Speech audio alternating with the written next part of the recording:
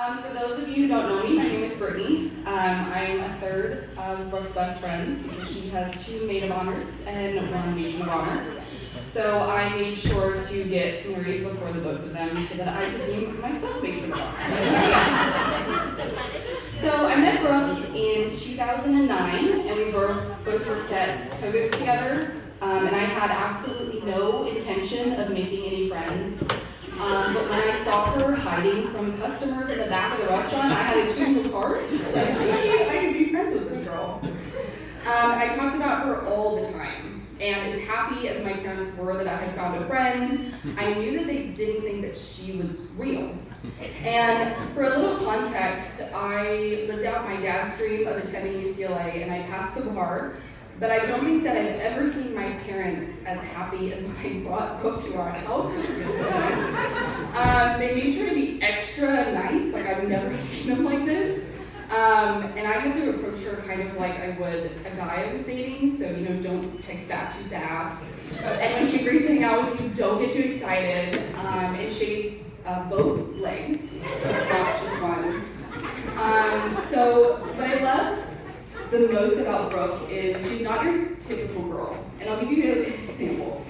So most of the time when I'm going out with my girlfriends, we'll start the day pretty early. We'll go on the hike, get some lunch, talk about our emotional traumas. But with Brooke, we start out our day at around noon, and that's so we can eat breakfast and lunch in the same meal, and they're both pizza. And then we get exhausted, so we take a nap. My favorite Brooke food story is this lovely bride ate a burrito and fell asleep for 16 hours. Pretty much a match made in heaven.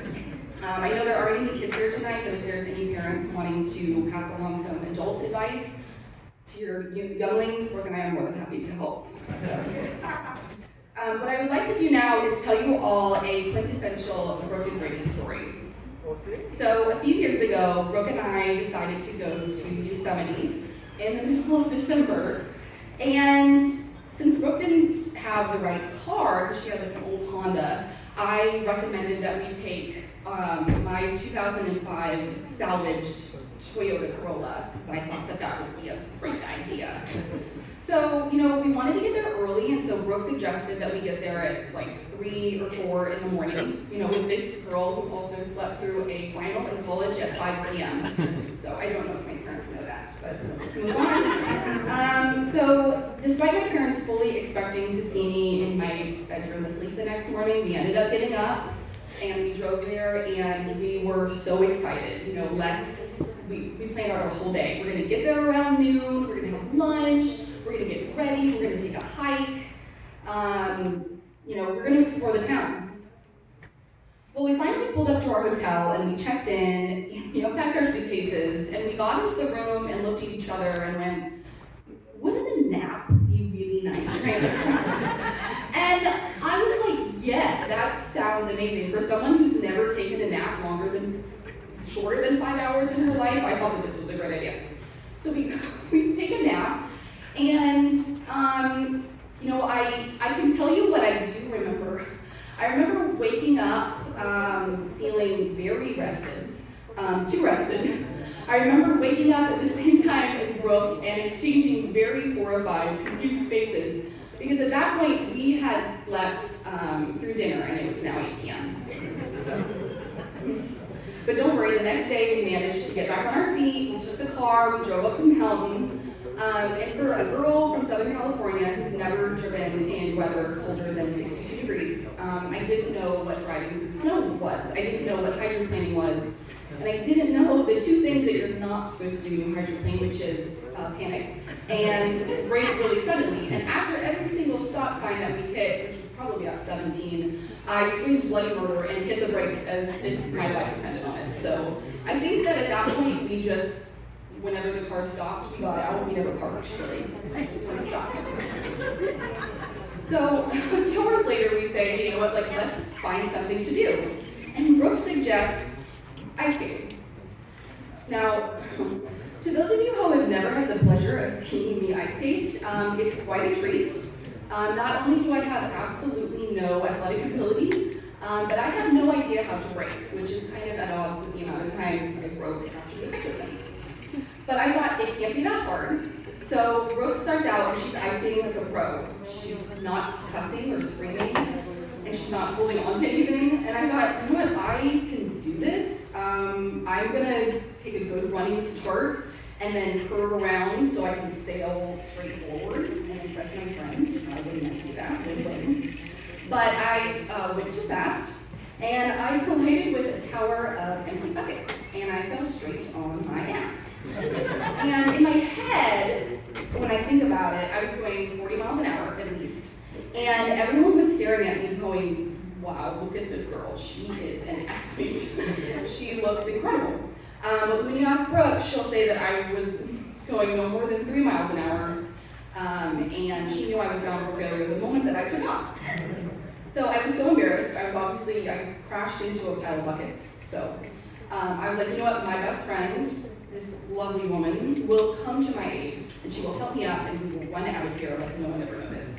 But she was too busy peeing her pants, taking pictures of me. So before the night was over, I wanted to present my best friend, or tell him my gratitude, a photo of me falling on the bucket.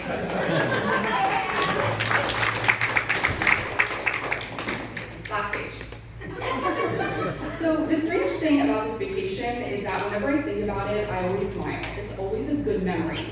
And there's no one that I would have rather been caught in negative 8-degree weather, in blue jeans, and the thinnest boots that you've ever seen.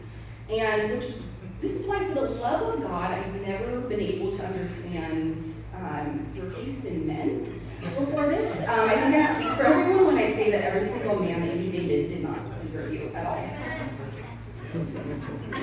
And so I remember when Brooke told me about this new guy, I thought, oh God, here we go again. And so I met him for the first time. It was just the three of us, and I was left alone with Coop. And he turns towards me and asks me what my favorite thing about Brooke was. And me being me, I said, your small, tiny, adorable feet, because I love you so much. I said that, and I'm just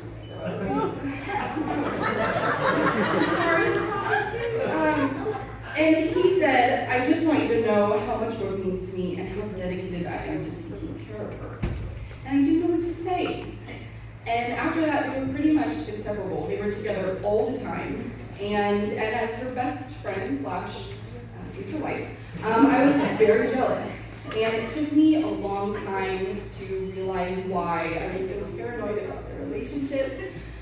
It's because I thought that I was her knight in shining armor, and that I was the one that all of you tasted. And it was a time at Coop that I realized that someone could see my voice and love her as much as I do.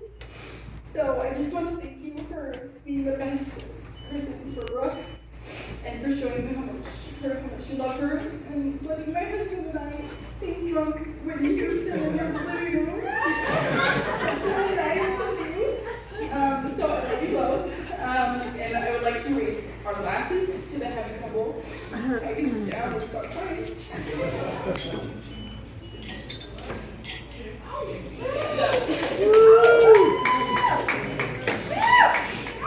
Let's give a round of applause for our matron of honor, Brittany.